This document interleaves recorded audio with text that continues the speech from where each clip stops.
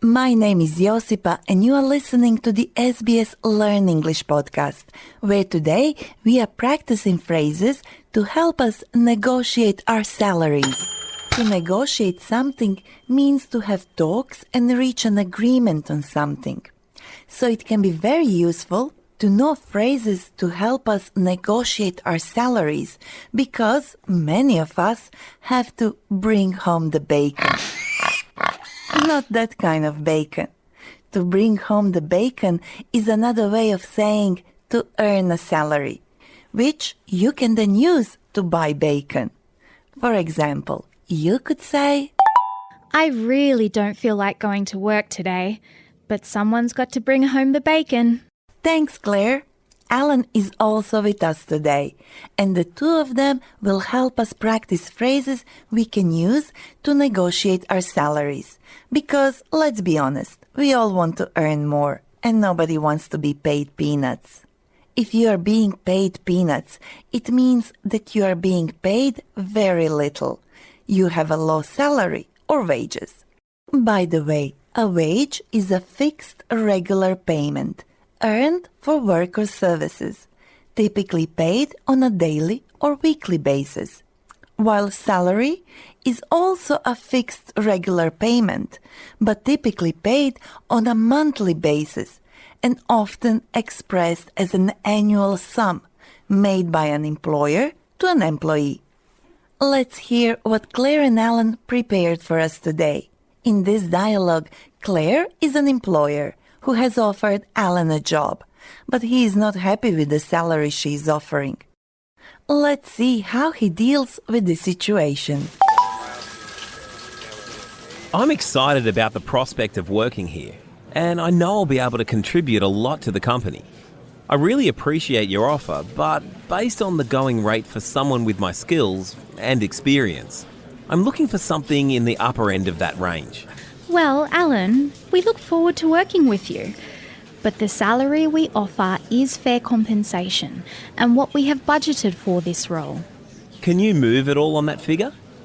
I'd feel more comfortable if we could settle on a higher base salary because my experience and skills are worth it. Or maybe we can find a creative way to get to that number. Adding an additional week of paid vacation, for example, along with the salary you suggested would be great. If you can do that, I'm on board. Oh.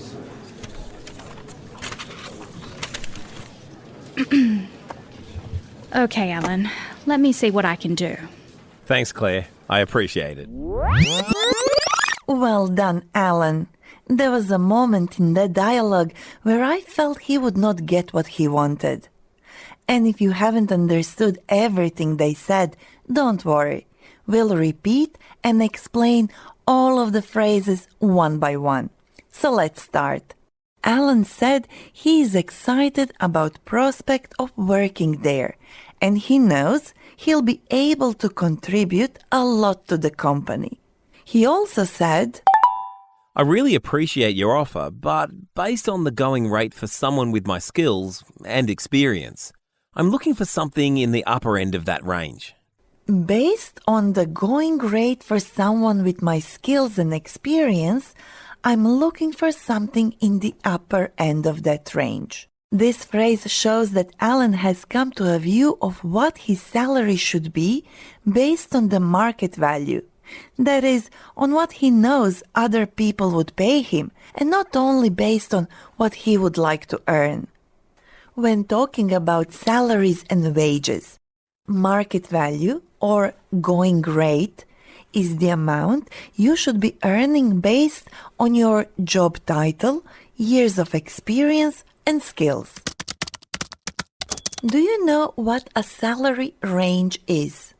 A salary range is the minimum and maximum amount an employer pays for someone doing a particular job. For example, according to one job searching website, the average salary of an accountant in Australia is between $60,000 and $80,000. That's the salary range. $60,000 is the low end, while $80,000 represents the high or upper end of that range, the maximum you could get for that job. Alan said he's looking for... I'm looking for something in the upper end of that range. Well, Alan, we look forward to working with you. But the salary we offer is fair compensation and what we have budgeted for this role. When Claire said that the salary she offered was fair compensation and what the company had budgeted for the role, she was talking about the total amount the company was willing to pay for the job. When I heard Claire's answer, I felt that Alan may not be able to get what he wanted. In his place, I wouldn't know what to say next, and the negotiation would be over. But luckily for us, Alan has more experience than me. Do you remember what he asked before giving his counteroffer? Those questions are very useful, whether you are negotiating your wages or salary, or asking for a pay rise. And do you know what counteroffer is? How about a pay rise? If you are unsure about some of these words, or how to continue your negotiation by asking the right questions, stick with us. We'll explain it after a short break. Many factors have an impact on the amount we earn and where we fit into a salary range, like our working experience, or how successful we have been in our current and past employment, because this can show off our skills. Then there is the market value, or how much other people will pay for the same type of job in the industry. Then we have our reputation, because people who come highly recommended by previous employers can easily argue for the upper end of a salary range. So it is very important that we research and prepare before we start negotiating our income, whether we are about to start a new job or are asking for a pay rise. And this is important for two reasons. Firstly, we need to be realistic with our counteroffers. A counteroffer is an offer we make in response to an offer from our employer. And secondly, we don't want to get the short end of the stick in the deal. Getting the short end of the stick means being disadvantaged somehow, finding yourself with an outcome that is not as good as it should be. So we need to do our research and work on our confidence. And one way of doing that is by knowing what to say and what to ask. Let's learn from Alan. He said, Can you move at all on that figure? I'd feel more comfortable if we could settle on a higher base salary, because my experience and skills are worth it. Or maybe we could find a creative way to get to that number. Adding an additional week of paid vacation, for example, along with the salary you suggested, would be great. If you can do that, I'm on board. Alan first asked, Can you move at all on that figure? Here Alan is asking if there is any possibility to change the salary he was offered. Another question we could use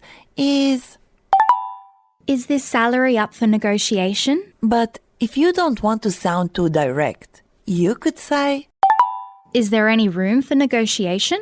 After these questions, it's good to say something that will show why they should consider giving you more money.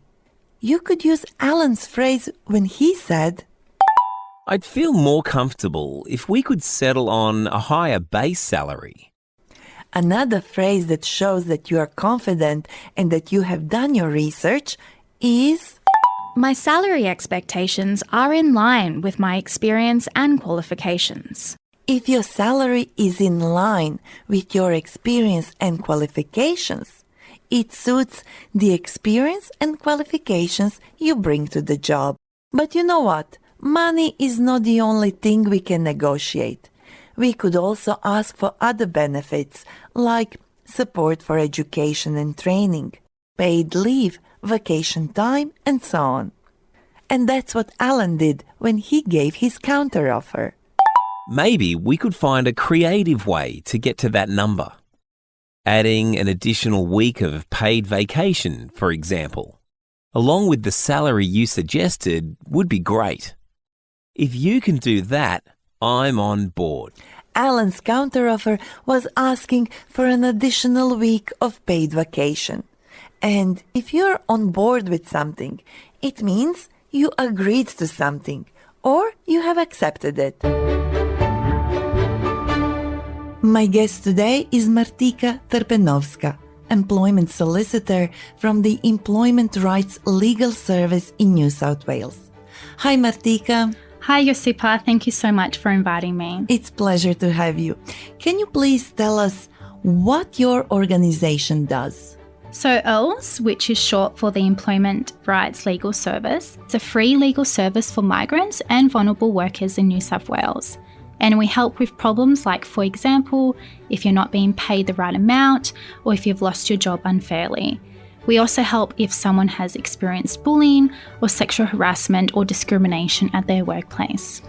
Can you give me an example of how you helped someone? Sure. So we do have plenty of success stories. For example, we had a lot of Brazilian cleaners who came to us for advice about being underpaid at work by the same employer. Almost all of these workers were on temporary visas and only spoke a little English. We provided advice to over 20 of these employees and calculated that they had collectively been underpaid almost $300,000. So we wrote letters and helped gather all the legal documents they needed to prove their case. Is low levels of English often a reason why migrants are treated unfairly in their workplace?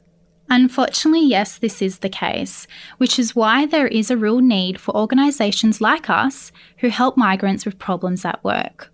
I'll add your link to our website.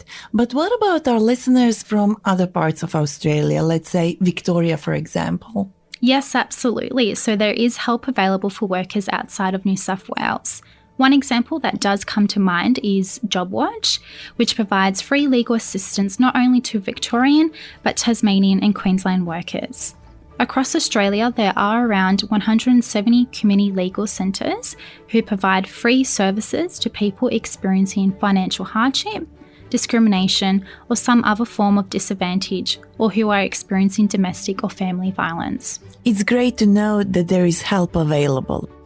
But, you know, as migrants, our differences are actually our strengths. Speaking more than one language means we can communicate with more people. And settling in a new country takes determination. All these things are valuable in the workplace. Thank you so much for coming in today, Martika. Can you also help us to repeat the phrases we practiced in this episode? Of course, let's do it. See if you remember the meaning before hearing the answer. What does it mean to bring home the bacon? To bring home the bacon is another way of saying to earn a salary or wages. If you are being paid peanuts, you are...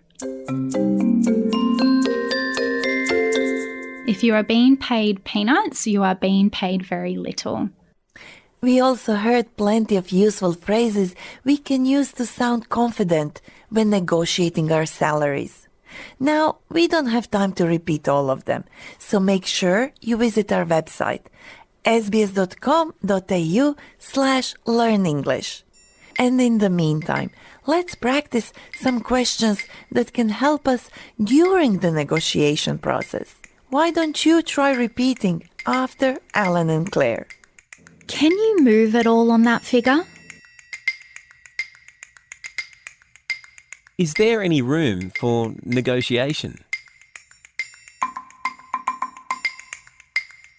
Is that salary up for discussion? Because... Maybe we could find a creative way to get to that number.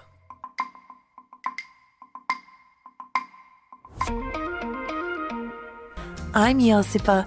Thank you for learning English with me.